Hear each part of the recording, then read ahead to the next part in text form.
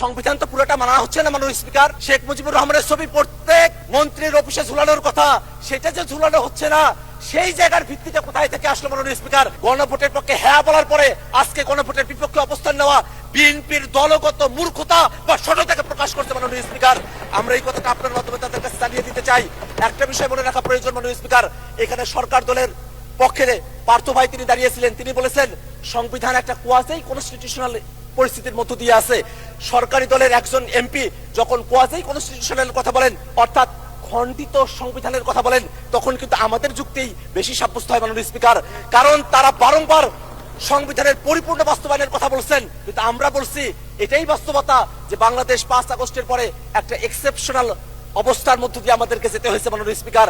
আমরা কনস্টিটিউশন পুরাটা মানতেও পারি নাই, পুরাটা ছাড়তেও পারি নাই, এমন একটা পরিস্থিতিতে আমাদেরকে আসতে হয়েছে মাননীয় স্পিকার। মাননীয় স্পিকার, সেই সময়টাতে খালেদা জিয়া, বেগম খালেদা জিয়াকে মুক্তি দেওয়া হলো, সেটা কোনো সংবিধানের ভিত্তিতে হয় নাই, কোনো আইনের ভিত্তিতে হয় নাই, সেটা জনগণের অভিপ্রায়ের ভিত্তিতে হয়েছিল। অ্যাটর্নি জেনারেল তিনি যেভাবে নিয়োগ পেয়েছিলেন, সেটাও জনগণের অভিপ্রায়ের ভিত্তিতে হয়েছিল। এই যে জনগণের অভিপ্রায়ের ভিত্তিতে সেই সময়টাতে এক্সেপশনাল একটা পরিস্থিতিকে আমরা ডিল করেছিলাম, সেই পরিস্থিতিকেই টেকসই করার জন্য এই যে আদেশ, সেই আদেশটাও জনগণের অভিপ্রায় এবং ক্ষমতার ভিত্তিতে এটাকে জারি করা হয়েছে মাননীয় স্পিকার।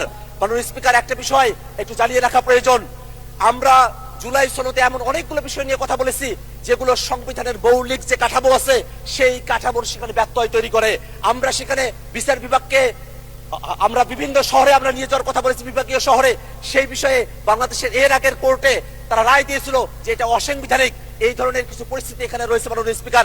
এমন অনেকগুলো সংশোধনী রয়েছে, এমন অনেকগুলো প্রস্তাব রয়েছে, সংস্কার রয়েছে, যেগুলো শুধু সংশোধনী দিয়ে সেটাকে টেকসই করা সম্ভব নয় মাননীয় স্পিকার। সে কারণে ঐক্যমত্য কমিশনে আমরা জাতীয় নাগরিক পার্টির পক্ষ থেকে দাবি করেছিলাম গণপরিষদের মাধ্যমে নতুন একটা সংবিধান করতে হবে।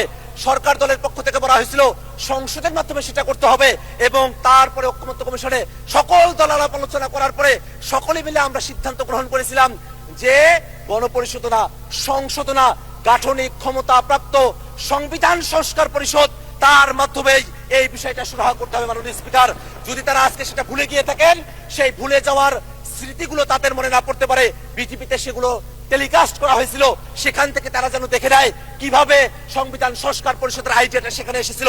এখানে জুনায়েদ সাকিব ভাই আছেন, তিনি তার পক্ষে বলেছিলেন, এখানে নূর ভাই আছেন, তিনি তার পক্ষে বলেছিলেন, এখানে যারা আছেন তারাই আজকে সেটাকে ভুলে গিয়েছেন মাননীয় স্পিকার। এটা আমাদেরকে বড়ই হতাশ করে মাননীয় স্পিকার। মাননীয় স্পিকার, আমি 1 মিনিট সময় বাড়িয়ে চাচ্ছি আপনার কাছে মাননীয় স্পিকার। মাননীয় স্পিকার, ওকে, 1 মিনিট বাড়িয়ে দেওয়া হলো, 1 মিনিটের মধ্যে শেষ করবেন, তখন মাইক অফ হয়ে যাবে। সংবিধান তো পুরোটা মানা হচ্ছে না মাননীয় স্পিকার। শেখ মুজিবুর রহমানের ছবি প্রত্যেক মন্ত্রীর অফিসে ঝুলানোর কথা, সেটা যে ঝুলানো হচ্ছে না, সেই জায়গার ভিত্তিতে কোথায় থেকে আসলো মাননীয় স্পিকার? এটা তো জনগণ ভিত্তিতে দিয়েছে, সেই কারণে সেটা মাননীয় স্পিকার। আমরা এই কারণে একটা কথা বলতে চাই, আজকে জুলাই সনদের যে আদেশ এবং যে গণভোট সম্পন্ন হয়েছে, সেই গণভোটের যে প্রশ্নগুলো আছে, সেই প্রশ্নগুলোর দিকে আমরা একটু তাকাই। সেখানে স্পষ্ট করে বলে দেওয়া আছে সাংবিধানিক প্রতিষ্ঠানগুলোতে নিয়োগ হতে হবে একটা নিরপেক্ষ বডির মাধ্যমে, একটা উচ্চ কক্ষ হবে যেটা ভোটের পিয়ার অনুযায়ী হবে, একটা তত্ত্বাবধায়ক সরকার হবে, যে তত্ত্বাবধায়ক সরকার একটা নতুন ফর্মুলায় হবে। এই বিষয়গুলো বিএনপি পালন করতে চায় না বিধায় তারা আজকে গণভোটের বিপক্ষে অবস্থান নিয়েছে মাননীয় স্পিকার। মাননীয় স্পিকার, আমরা খুবই বিনীতভাবে তাদের কাছে একটা কথা জানতে চাই, এই বিষয়টা কোনোভাবেই কোনো বিতর্কের বিষয়বস্তু নয়, এটা কোনো আলোচনার বিষয়বস্তু নয়। বাস্তবায়ন জুলাই সনদ কেমন করে হবে, সেই ধাপগুলো ঐক্যমত্য কমিশনে সেই আলোচনাগুলো কমপ্লিট হয়ে গেছে।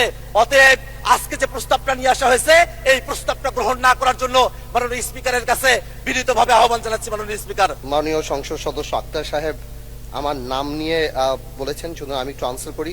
স্পিকার, একটা আইন ছিল, আইনটা হলো অতিথি পাখি মারিলে 10 বছর কারাদণ্ড।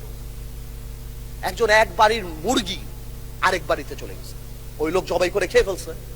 এখন এই লোক মামলা করছে যে এর 10 বছর জেল হইতে হবে, কারণ মুরগিও পাখি আর অন্যের বাড়ি অতিথি।